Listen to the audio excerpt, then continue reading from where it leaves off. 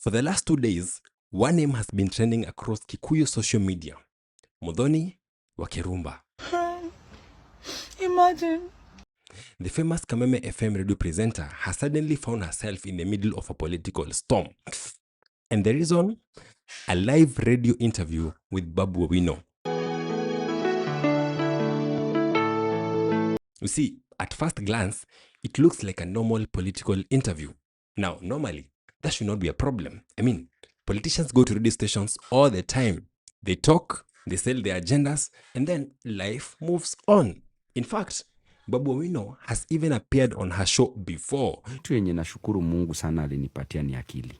Amen. Yes. Kai woi mwana wa mutheni. But this time was different. This time, people saw something that they did not like. Sana Muthoni. Unajua bibi yangu pia anaitwa Muthoni.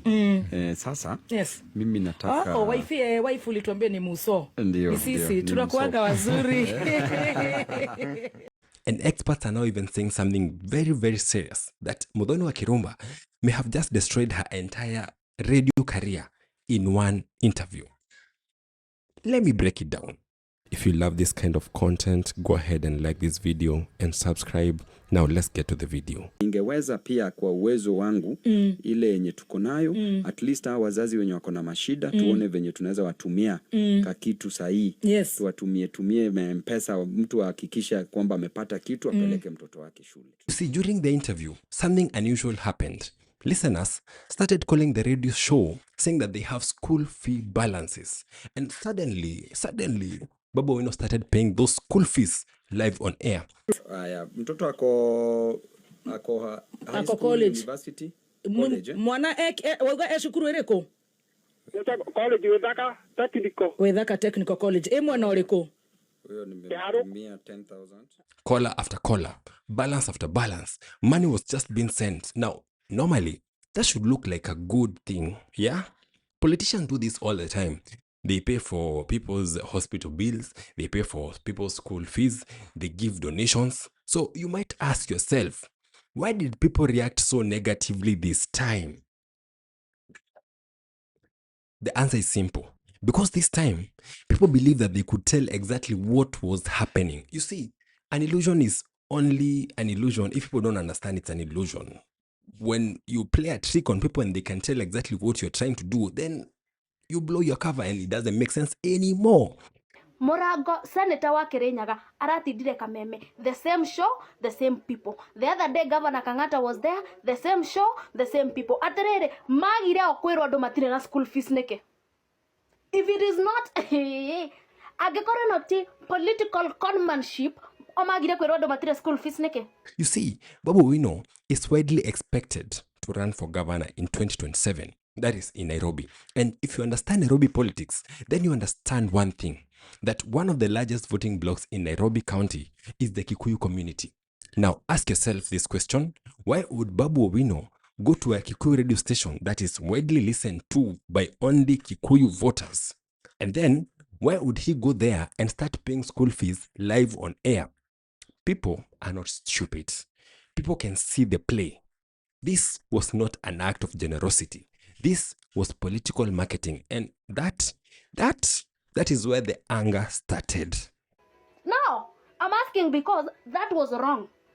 Osio modo na kumwedia muramwedia na totira na oru nake na gutire modo ugadaga thurwo, but you are saying let him be elected on merits. Funny enough, the anger was not necessarily directed to Babu Owino.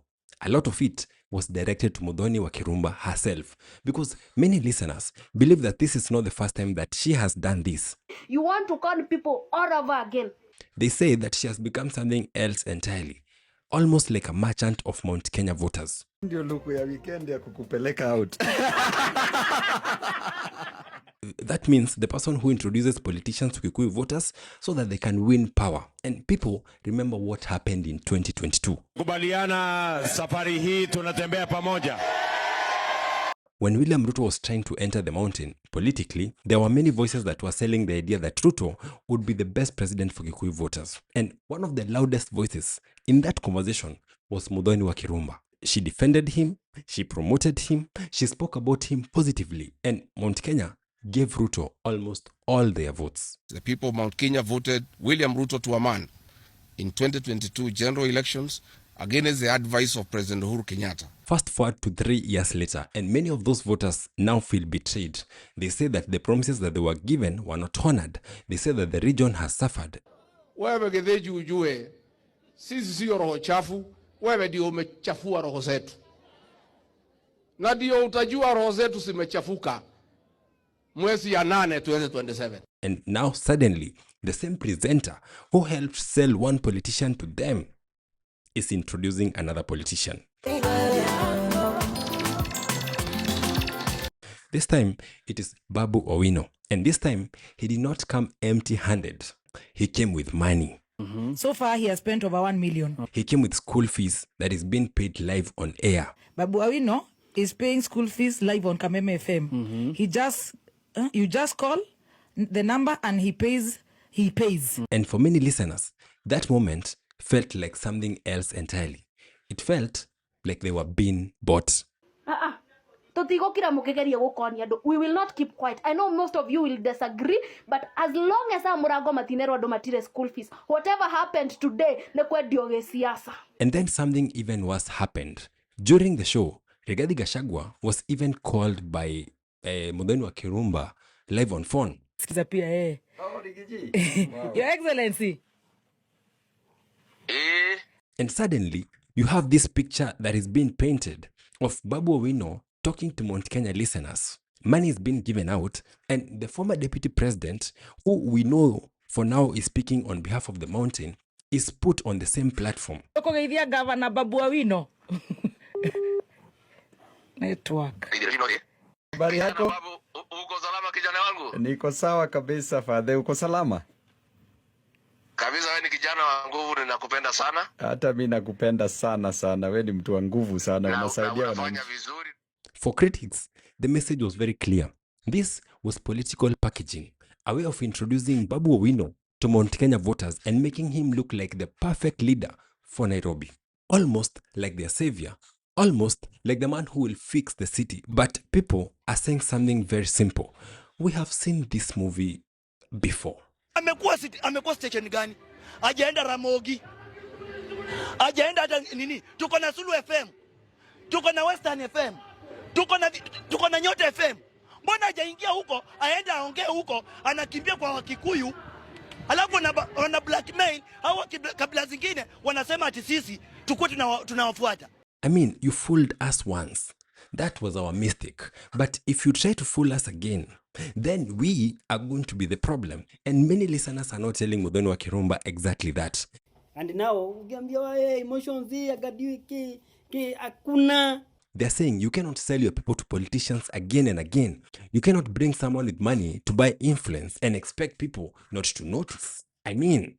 0724 Alice Njoroge. RC Njoroge. Thank you. That is why this controversy is so dangerous for her career, because radio is built on one thing: trust. Once listeners stop trusting the person who is speaking to them every morning, everything collapses. Advertisements collapse, audiences collapse, influence collapses. And if the audience decides not to trust you any longer, then even the biggest radio presenters can fall overnight. So here's the big yet simple question. Did Muthoni wa Kirumba simply host a politician like any other presenter would? Or did she cross a line and try selling Mount Kenya voters to yet another politician? I think ndio maana walisema hata bila sababu Babu ni Babu tu. Right now, many listeners believe they already know the answer to that. And if they are right, then this moment right here, then becomes the moment that everyone remembers the day her career started collapsing. Tell me your thoughts in the comments below, and do not forget to subscribe.